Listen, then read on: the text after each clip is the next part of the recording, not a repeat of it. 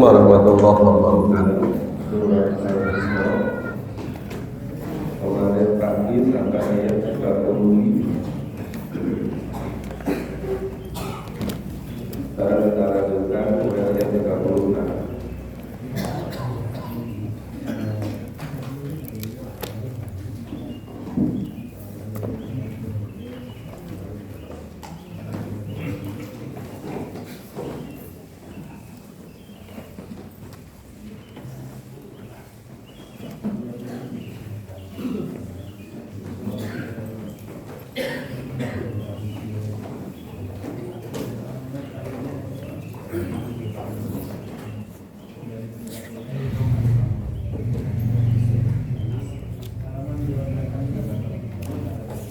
Surat Al-Isra,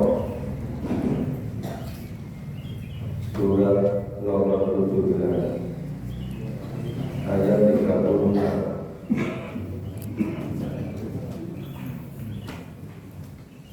Sudah tahu? A'udzu billahi minasyaitonir rajim.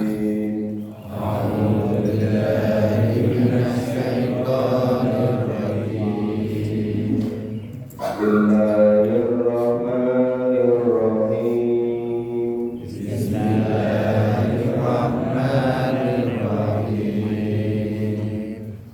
Wa la taqfu ma laysa laka bihi ilm.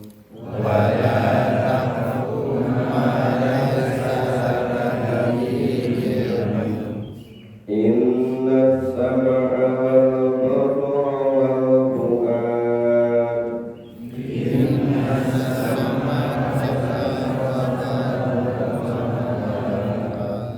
kullu ulaika kana anhu mas'ula.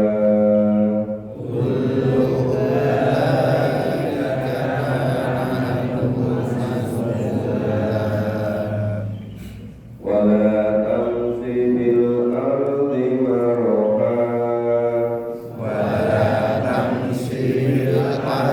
maraha innaka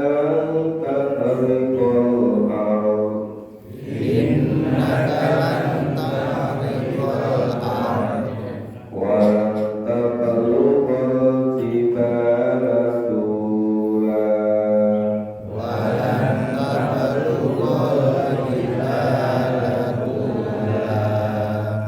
Kullu dzalika kana sayyi'uhu 'inda rabbika makruha.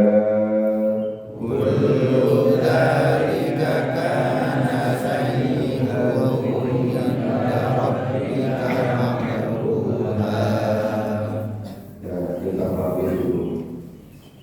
Umara dan janganlah, ini larangan, dan janganlah tanbu malasalaka bihil ilmu. Kamu mengikuti apa-apa yang kamu tidak mempunyai pengetahuan tentang. Jadi kita beragama Islam ini oleh Allah dilarang, tidak boleh mengikuti sesuatu yang kita tidak tahu ilmunya. Ya, ilmunya itu apa?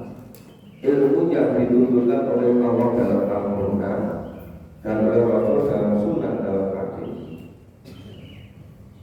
Ini yang melarang kita, ya, untuk tidak mengikuti sesuatu kecuali ada tuntunannya di dalam Al-Quran dan hadis atau Sunnah. Makanya tidak boleh di dalam Islam itu sekedar mengikuti, tapi mengikutinya harus dengan ilmu. Mengikutinya harus ada tuntunannya.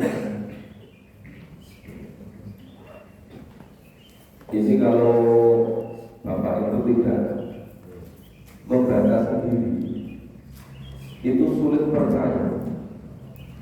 Kenapa sulit percaya? Karena anggur tertanam pada sebagian besar umat Islam, orang Islam itu tidak perlu memahami Al-Quran secara langsung, tapi cukup mengikut-ikut saja. Padahal Allah melarang seperti ini. Bala takbu malaisa laka bihi ilmu. Dan janganlah kamu mengikuti sesuatu yang kamu tidak tahu tentang ilmunya. Inna sam'a wal basara wal fu'ad, sesungguhnya pendengaran, penglihatan dan hati, fu'ad, ya, itu kecerdasan hati, fu'ad. Sama itu artinya fu'ad hati. Jadi ini ada pendengaran, ada penglihatan, ada rasa, ada ya, pemikiran, pemahaman. Itu kita tidak boleh mengungkapkan seluruhnya yang ada pada kita, baik pendengaran, penglihatan dan hati. Itu termasuk pikiran. Kullu masing-masing dari pendengaran, penglihatan, hati. Ulaika kana mas'ula, akan dimintai pertanggungjawaban. Nah, kullu masing-masing manusia yang memiliki pendengaran, penglihatan, hati itu akan dimintai pertanggungjawabannya. Jadi besok di akhir memperberatkan, kenapa ngikuti ini, kenapa ngikuti itu. Nah, kami mengikuti dari nenek moyang kami, tapi itu tidak ada dalam Al-Quran. Itu repot besok bertanggung. Makanya beragama Islam terus betul-betul lillah, harus betul-betul karena Allah. Karena seluruh indera kita itu nanti akan diminta pertanggungjawaban. Wala tamsi bil ardi marokan, dan janganlah kamu berjalan di muka bumi marokan dengan sombong, dengan angkuh, ya, dengan takabur. Innaka lam tahriqul ardu, sesungguhnya kamu sekali-kali tidak dapat menembus bumi. Ya, kalau tidak wayang biasa sama orang surga. Jadi tonton surga itu kan di dalam kita, dalam cerita wayang yang bisa menembus bumi. Terus dan siapa lagi? Walau tak perlu berjibaratullah, dan sekali-kali kamu juga tidak akan dapat sampai setinggi gunung. Ya, tidak sampai pada setinggi gunung. Itu gunung yang paling tinggi itu berapa ribu meternya? 8.000. Nah, orang nggak bisa mencapai ketinggian 8.000. Kalau yang paling pendek Gunung Ketur. Alhamdulillah. Innalillah. Ini nggak kelihatan ya.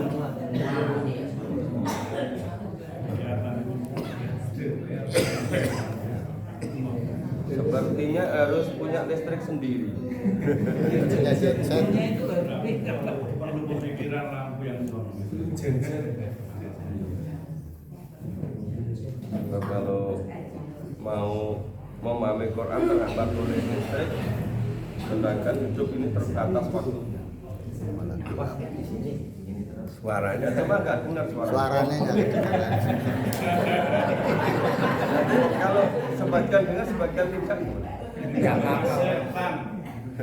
Daripada Ini satu ayat lagi yang kita baca tadi. Kullu dzalika kana sayyi'u.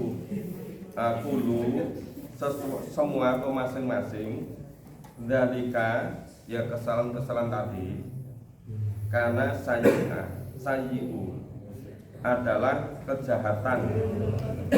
Kejahatan itu indarobika makruha, kesadaran yang sangat dibenci oleh Allah. Jadi kalau tadi berbuat sesuatu yang tidak ada dasarnya itu dianggap sebagai kejahatan. Tapi kejahatannya itu yang makruha, yang amat dibenci. Kejahatan yang amat dibenci oleh Allah. Nah, makanya tidak ringan loh orang yang beragama itu sekedar ikut-ikut itu ternyata itu amat dibenci oleh Allah. Jadi bukan sekedar kejahatan, tapi kejahatan yang sangat buruk yang dibenci oleh Allah. Orang kalau sudah dibenci oleh Allah tidak bisa lari kemanapun kan, tidak bisa minta pertolongan kepada siapapun kan. Sepertinya di puskesmas masih terang.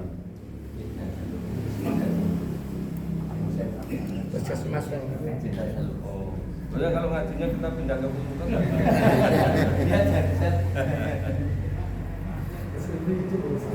Ya sudah. Jadi kita baru memahami 3 ayat 36, 37, 38. Ayatnya pendek, ringkas, tetapi isinya luar biasa. Luar biasa dalam pengertian karena umat Islam ini semakin kesini, semakin jauh jaraknya dengan Nabi, itu semakin tidak mau berpegang teguh pada Quran dan Sunnah, tapi lebih senang mengikuti yang lain-lain. Padahal itu dilarang dan tidak boleh sama sekali. Kita mengikuti sesuatu yang tidak ada tuntunannya. Nah, karena pendengar dan nanti semuanya dengan pertanggungjawaban. Dan itu merupakan kejahatan yang sangat buruk dan kejahatan yang dibenci oleh Allah. Kenapa ini kejahatan yang sangat buruk dan dibenci oleh Allah? Ini kebanyakan menjurusnya itu menjurus kepada kemusyrikan. Jadi bukan sekedar kekufuran, tapi justru malah kepada kemusyrikan. Padahal kemusyrikan itu sama sekali tidak boleh. Itu betul-betul dilarang oleh Allah. Konsekuensi dari orang yang meninggal dalam keadaan masih musyrik itu didoakan pun tidak boleh. Matinya dalam keadaan kemusyrikan. Kalau didoakan aja tidak boleh. Bagian nasibnya di akhir. Makanya marilah mumpung kita masih ada kesempatan, kita oleh Allah masih kasih waktu, mari sama-sama kita pahami Al-Quran supaya cara kita beribadah, cara kita hidup di dunia ini betul-betul mengikuti tuntunan Allah dan Rasul dengan berpedoman pada Al-Quran dan Sunnah. Cuma karena Sunnah ini sudah terlalu banyak yang dipalsukan, karena ditulis setelah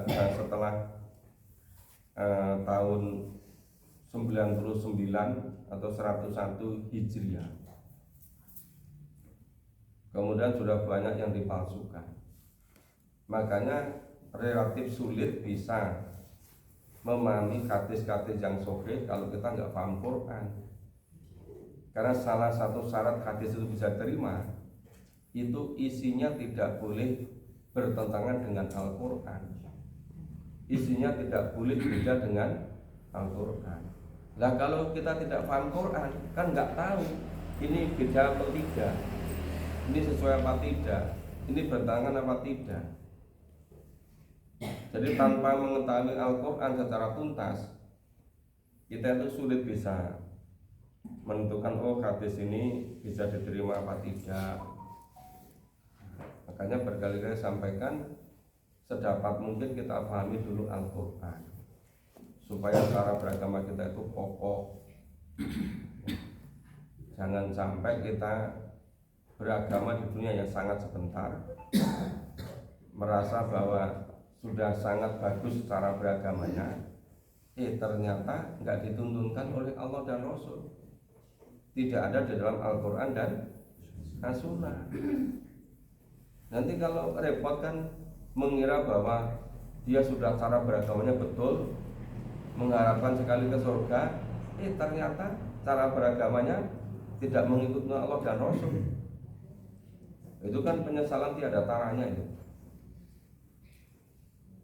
Orang sudah terlanjur siap-siap dapat karunia anugerah yang luar biasa, ternyata tidak memenuhi syarat untuk mendapatkan fadilah tadi, dapat karunia. Mungkin karena ini nggak itu kelihatan dan suaranya tidak bisa itu terdengar. Kalau Bapak Ibu ada yang perlu barangkali bertanya, silakan boleh bertanya sambil kami respon. Mudah-mudahan listriknya segera hidup, atau kalau belum hidup, mudah-mudahan nanti suatu ketika kita bisa mengupayakan gimana kalau ada salah satu tempat, kalau listriknya mati kita tidak terganggu, tapi tetap juga masih bisa memahami Quran. Silakan kalau ada Bapak Ibu. Ada yang mau bertanya? Ada Pak. Silakan Pak. Assalamualaikum warahmatullahi wabarakatuh. Yang ingin saya tanyakan itu kan ini tadi diterangkan bahwa kalau kita meneliti sesuatu harus ada ilmunya. Kemudian yang saya tanyakan itu yang terjadi kebiasaan pada umat Islam. Dan misalnya tahlilan itu ada tuntunannya enggak? Ya gitu aja Pak. Assalamualaikum warahmatullahi wabarakatuh. Kalau kita memahami Quran secara keseluruhan, setelah selesai, misal diulang-ulang, kita baru ngerti ada enggak itu dalam tuntunannya. Kalau tidak ada, ya enggak boleh diikuti. Saya pernah memperoleh penjelasan kepada teman, yaitu si Kiai Dr. Haji Sumedi. Betul beliau itu betul-betul menekuni. Di kalangan Nahdliyin itu dulu, itu katanya ada kitab yang menyebutkan bahwa orang yang meninggal itu 3 hari pertama itu kembali ke rumah. Kemudian hari ke-7, kemudian hari ke-40, kemudian hari ke-100, kemudian hari ke-1000. Nah, ternyata ketika dilacak, bukan hanya tidak ada hadisnya, bukunya itu pun tidak ada. Jadi ternyata itu hanya tulisan di sebelah buku yang itu. Ternyata bukunya pun tidak ada. Nah, maka sebenarnya dulu tahun, kalau nggak keliru tahun 1900 berapa gitu, itu sudah ada Batul Masail yang mengatakan itu nggak ada tuntunannya. Karena ketika dilacak memang nggak ketemu. Jadi kalau namanya kalimat tahlil la ilaha illallah, itu betul-betul itu kalimat thayyibah. Itu kalimat yang luar biasa, dahsyatnya, hebatnya. Karena itu menyatakan keesaan Allah, ketauhidan. Tiada Tuhan selain Allah. Bahkan siapa yang menjelang ajalnya bisa mengucapkan itu dakhulul jannah gitu. Nah, persoalannya menjadi menjadi persoalan yang serius ketika ada kepercayaan ya roh orang yang meninggal itu hari pertama pulang, hari kedua pulang, hari ketiga pulang, hari ketujuh pulang. Itu yang tidak ada di dalam Al-Quran dan tidak ada dalam hadis. Padahal sesuatu yang gaib itu selama tidak diinfo dalam Al-Quran dan hadis itu dipastikan itu enggak sesuai dengan yaitu Allah dan Rasul, tidak boleh diyakini. Jadi persoalannya bukan kalimat thayyibah la ilaha illallah, bukan itu. Persoalannya ada keyakinan bahwa hari pertama itu pulang, hari kedua pulang, hari ketiga pulang, hari ke-7 pulang, hari ke-40 pulang, hari ke-100 pulang, hari ke-1000 pulang. Padahal menurut informasi dari Al-Quran itu begitu dia itu sudah ada, itu sudah ganti alam. Ganti alamnya itu bukan seperti alam dunia ini, sudah ganti di alam kubur, sudah ganti di alam barzakh. Jadi sudah repot sibuk mempertanggungjawabkan perbuatannya. Bahkan ada hadis yang meriwayatkan, ya kan, itu siksa kubur yang ringan itu dirasakan oleh ruhnya. Itu seakan-akan anggota tubuh yang paling bawah itu dihimpit, dicepit oleh bumi, ketemu anggota tubuh yang paling atas. Anggota tubuh yang paling kanan dihimpit oleh bumi, ketemu anggota tubuh yang paling nah kok kober-kobernya lungo gitu loh. Jadi dari mana gitu loh. Jadi itu bisa jadi sebetulnya itu bukan dari Quran, bukan dari hadis. Bisa jadi itu keyakinan-keyakinan yang dimasukkan pada Islam dari luar ajaran Quran dan Sunnah. Bisa jadi. Sebetulnya bisa juga kita meminta kepada Pak Kiai Dr. Haji Sumedi untuk menjelaskan yang di kajian hari Minggu malam, biar dikisahkan semua itu, termasuk itu orang-orang yang kafir, orang musyrik, orang munafik, orang murtad, itu yang habitat a'maluhum. Nah, karena sekarang itu kan nggak begitu jelas bedanya. Yang Islamnya itu berpegang pada Quran sama yang tidak dianggap sama saja. Dan hampir setiap saat ketika di WA untuk pengajian memahami Quran, jawabannya itu selalu bersamaan dengan pengajian di tempat tetangga. Itu tadi seperti itu. Dan itu tidak pernah ada habisnya. Jadi sampai menggunakan waktu memahami Quran itu nggak punya waktu. Sudah tertanam pada seluruh kesadaran orang Islam ini. Kalau itu jauh lebih penting daripada memahami Quran. Itu biasanya pakai intimidasi. Ini biasanya apa? Itu luar biasa baik. Salah satunya itu begini. Kalau tidak mau mengikuti tradisi di situ, itu nanti akan dikucilkan. Tidak boleh bernapas di situ. Anggap yang membuat udara ini mereka, bukan Allah itu. Dan tidak boleh menginjak bumi di situ. Menganggap itu bumi milik mereka. Padahal semuanya ini menurut Quran. Ya dari langit, bumi, semuanya milik Allah itu. Kok sampai bisa mengatakan nanti kalau nggak ngikuti tradisi itu, padahal jelas-jelas nggak ditemukan aturan dalam Quran maupun Sunnah mengatakan engkau nek mati kan mlebu kuburan dhewe.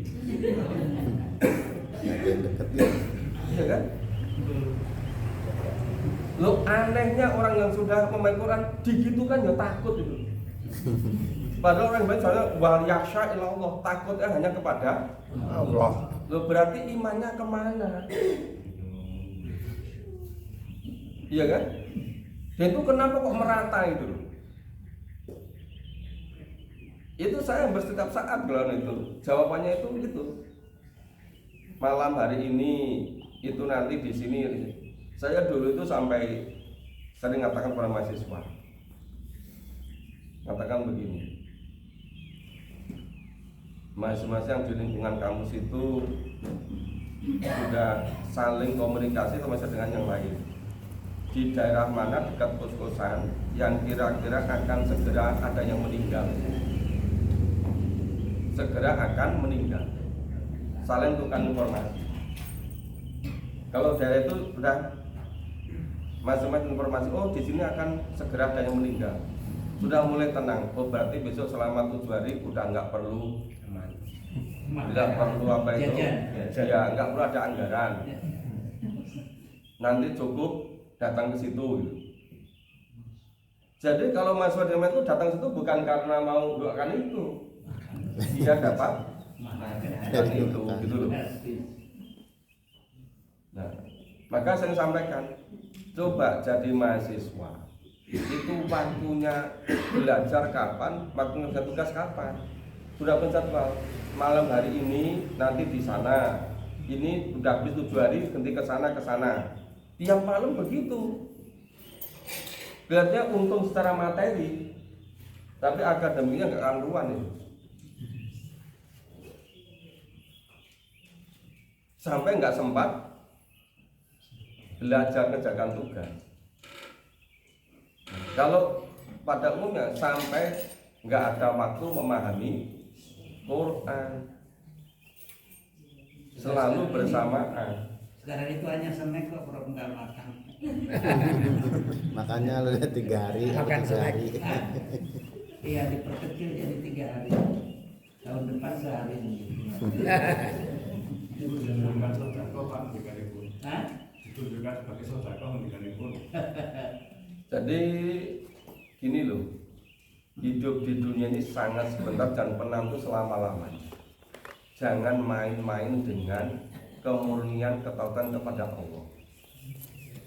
Nanti betul-betul menyesal luar biasa, dan siapapun tidak pernah bisa ikut bertanggung jawab.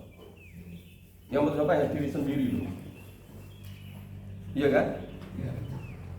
Tadi yang intimidasi, yang ngancam-ngancam nanti tidak boleh bernapas udara daerah situ, itu aja mereka lebih anu lagi, lebih repot lagi. Mau besok di akhirat itu.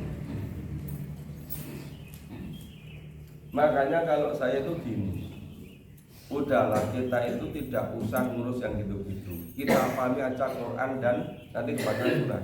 Yang ada kita tunaikan itu, yang tidak ada ya sudah nggak usah kita lakukan. Kan dengan sendiri akan selamat kan dengan cara begitu. Ya. Jadi sederhana saja. Yang Allah pastikan 100% itu Al-Quran. Al-Quran kita selesaikan dulu. Tapi betul-betul paham loh ya. Kalau nggak betul paham, itu nanti nggak tahu, nggak bisa membedakan. Karena fungsi Al-Quran itu sebagai furqan, pembeda. Mana yang dituntunkan, mana yang tidak. Maka prioritas kita itu bagaimana caranya supaya kita semuanya bisa paham isi Al-Quran secara tuntas, secara kapan. Kalau kita paham semua, kita baru bisa membedakan mana yang ada pada Al-Quran, mana yang tidak. Nanti kalau kita terlalu banyak seperti itu habis energi kita. Sedangkan hidup kita dunia ini kan sangat terbatas. Kita masing-masing nggak tahu sampai kapan. Seandainya tahu ya sangat berbahaya kan. Misalnya, oh saya hidupnya tinggal 2 bulan lagi, terus ini membuat undangan. Nanti 2 bulan lagi tanggal sekian, jam sekian ke rumah saya ya takziah saya. Gitu. Kemarin repot semua kan? Nah, udah kita tidak usah terlalu repot memikirkan sesuatu yang belum pasti tuntunan di dalam Al-Quran dan Sunnah. Lebih baik kita fokus pahami dulu Quran secara tuntas. Dan nanti akan kita tahu semua, bisa membedakan mana yang dituntunkan Allah dan Rasul, mana yang mudahkan cara beragama kita. Mudahkan Bapak Ibu.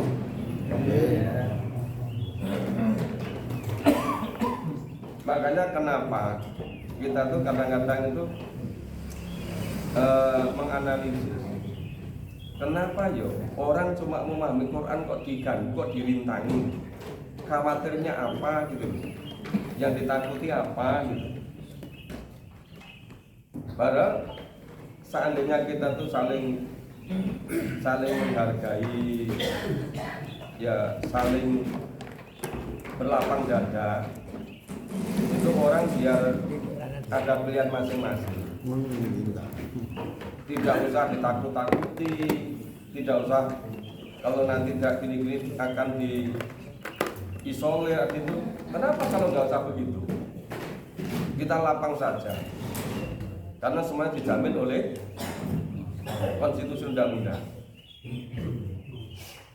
Jadi kita itu dijamin oleh undang-undang untuk melaksanakan agama yang kita anut itu. Nah, Islam itu ya Quran hadis. Kalau nggak ada Quran hadis tidak ada Islam. Iya kan? Nah, kalau saya secara ringkas begitu respon. Tapi kalau misalnya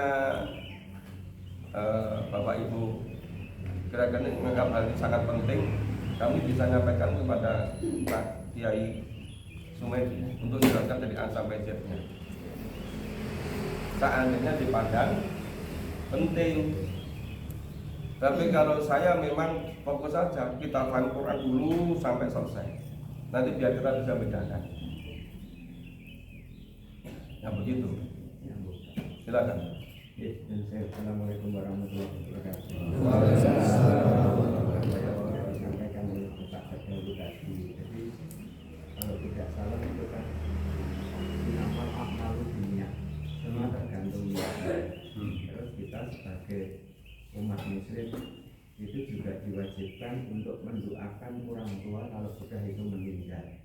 Misalkan itu niatnya sebenarnya itu tidak hanya untuk peringatan sehari, 3 hari, 7 hari, 100 hari ataupun 1000 hari. Tetapi kita misalkan orang tua kita itu sudah meninggal, punya niat untuk mendoakan orang tua. Niatnya untuk mendoakan orang tua, tetapi juga mengundang ataupun minta bantuan saudara-saudara kita, tetangga kita untuk mendoakan itu bagaimana? Ya tadi kan persoalan itu punya keyakinan hari pertama ruhnya pulang, hari kedua ruhnya pulang, hari ketiga ruhnya pulang, sampai hari ke-7 ruhnya pulang, hari ke-40 ruhnya pulang.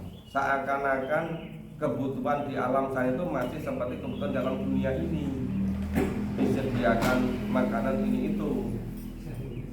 Lah kalau mendoakannya itu setiap setelah sholat silakan, setiap saat silakan.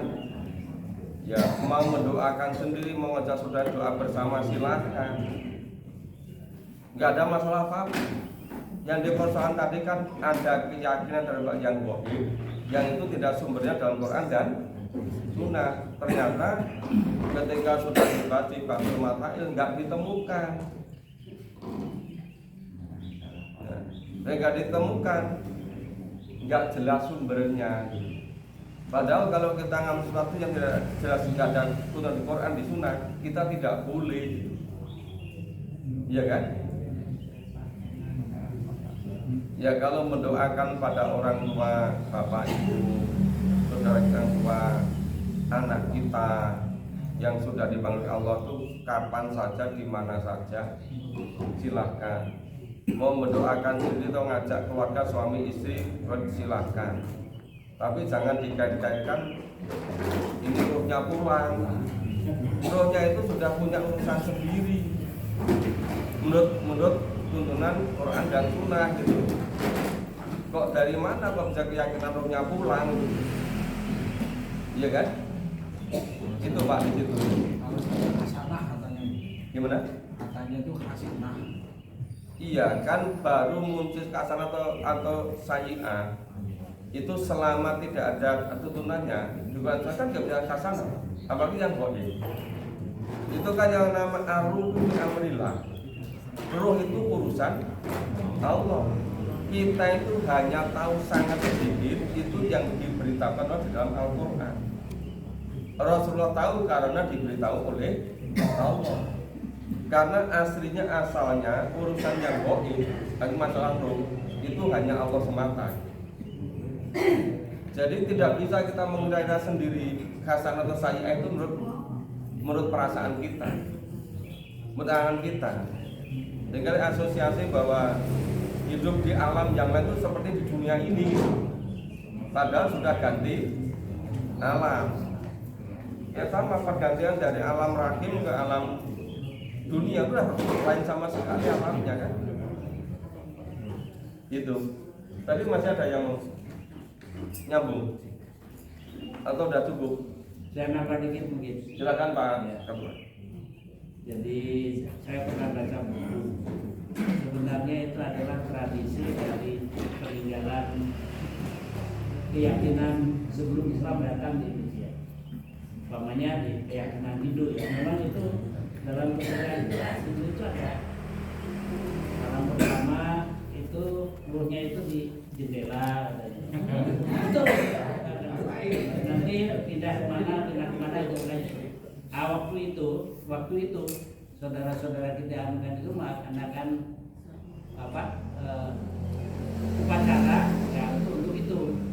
Nah, ketimbang ya awal-awal dakwah Islam di Indonesia barangkali itu, ketimbang kemudian yang sudah Muslim juga ikut-ikutan tradisi Hindu, maka kemudian oleh para ulama itu diisi dengan bacaan-bacaan kayak tahlil, tahmid dan seterusnya.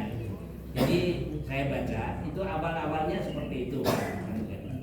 Jadi ya barangkali mungkin itu hanya ada di negara-negara Asia Tenggara lah, sepertinya yang punya tradisi yang seperti itu. Di negara-negara Muslim yang lain nggak ada. Dan kalau kita siapapun, kalau kita belajar dari sejarah Nabi, perjalanan Nabi, itu yakin tidak pernah dilakukan oleh Nabi itu, oleh para sahabat. Kalau itu sesuatu yang penting, nah, itu mesti Nabi akan mencontohkan, menunjukkan siapapun itu akan berpendapat bahwa Nabi tidak pernah melakukan itu. Tapi barangkali logika mudahnya kayak gitu. Kalau itu sesuatu yang penting itu niscaya Nabi akan menunjukkan, karena itu penting. Karena itu sesuatu yang harus. Itu dari bacaan yang saya baca itu bisa ibu bapak telusuri dalam ada buku itu santri menjawab tahlilan atau apa itu, saya lupa itu. Saya punya bukunya di rumah itu. Jadi itu perdebatan tentang masalah itu. Tapi esensinya itu tadi, kalau kita mengikuti tradisi perjalanan Nabi itu adalah semua umat Islam dimanapun, entah NU, entah Muhammadiyah, entah Persis, entah apapun akan mengakui bahwa itu sesuatu yang tidak dituntunkan oleh Rasulullah. Kalau itu satu yang penting, itu niscaya Rasul akan menuntunkan. Nah itu aja, monggo itu selebihnya kembali kepada ibu bapak sekalian. Kalau zuriat Nabi itu diunggul-unggulkan itu gimana? Pripun? Zuriat Nabi itu. Zuriat keturunan Nabi Iya, kan diunggul-unggulkan kan. Nah itu juga termasuk sesuatu yang tidak pas. Itu kemudian menjadi kepercayaan Syiah. Jadi hanya keturunan Nabi. Oleh karena itu kemudian orang Syiah itu kan tidak menganggap Abu Bakar, Utsman, siapa? Abu Bakar, Utsman, Ali itu kuliahnya. Umar itu dianggap kan merebut haknya Ali. Maka kemudian salah satu unsur keanukan Syiah itu kan seperti itu. Makanya dia tidak senang kepada Abu Bakar, kepada Umar, kepada Utsman, karena itu tadi merebut haknya Ali. Ya, kita beragama itu jadi sulit, beragama jadi ruwet, jadi kompleks, gara-gara tidak begitu berpegang teguh pada Quran, dan pada Sunnah. Sebenarnya kan la fadla baina Arabiyyin wa Ajamiyyin. Itu kan inna akramakum indallahi atqakum gitu loh. Kenapa kok yang diunggulkan kok bukan menurut Quran dan Sunnah, tapi seperti yang gitu itu by design yang dibesarkan oleh ilmuwan-ilmuwan tertentu supaya cara beragama Islam itu tidak begitu murni, jadi keruh gitu. Yang pendapat itu biasanya di-endorse, didukung, jadi bikin suasana itu lebih kacau gitu. Makanya beragama ini sangat mudah, sangat simpel, sangat sederhana. Kita coba berusaha semaksimal mungkin. Kita beragama itu hanya karena Allah dan Rasul. Yang ada di Quran Sunnah kita amalkan, tidak ya sudah tidak.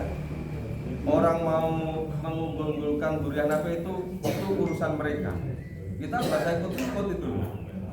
Toh itu tidak diturunkan dalam Al-Quran dan As-Sunnah.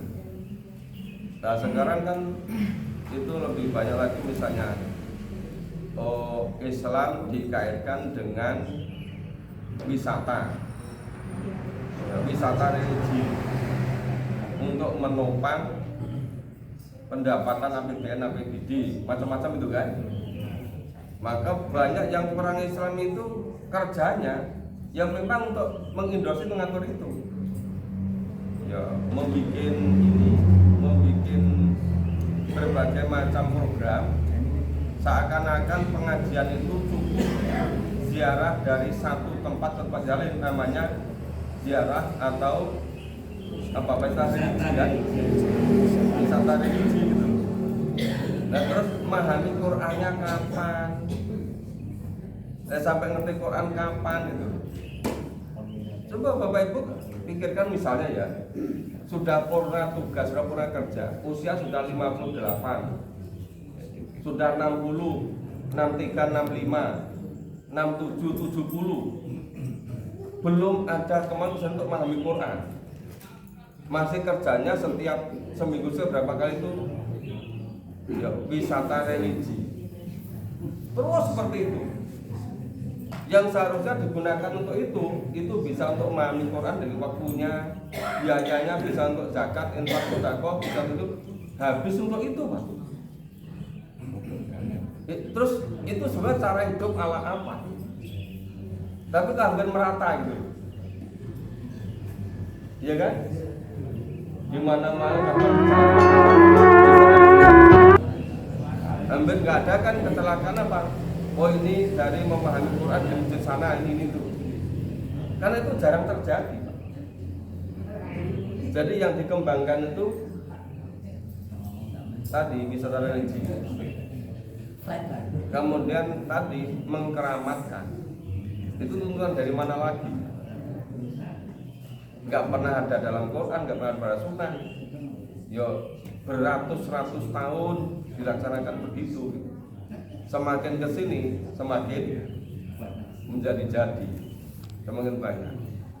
Makanya kenapa kalau ada di antara generasi yang beragama Islam itu kalau punya tertarik, punya kelebihan terkait dengan wisata, terkait dengan gitu, Wah, itu mudah sekali apa itu si berkembang ke seluruh dunia, di industri berbagai macam media.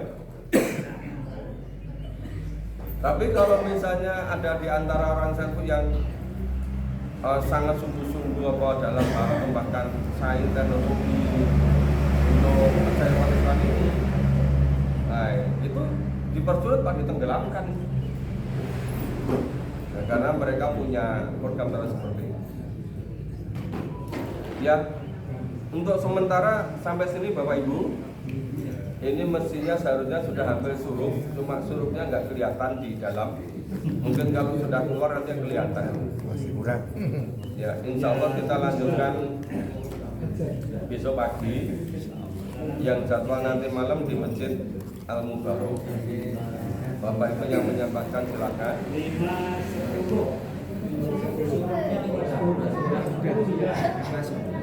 Iya kan? Iya, sampun. Terima kasih. Kita akhiri bersama dengan baca hamdalah dan warahmat.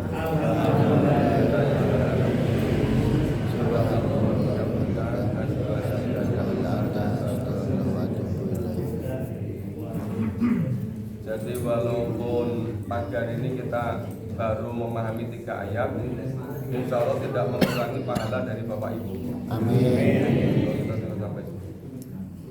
Terima kasih. Assalamualaikum warahmatullahi wabarakatuh. Waalaikumsalam.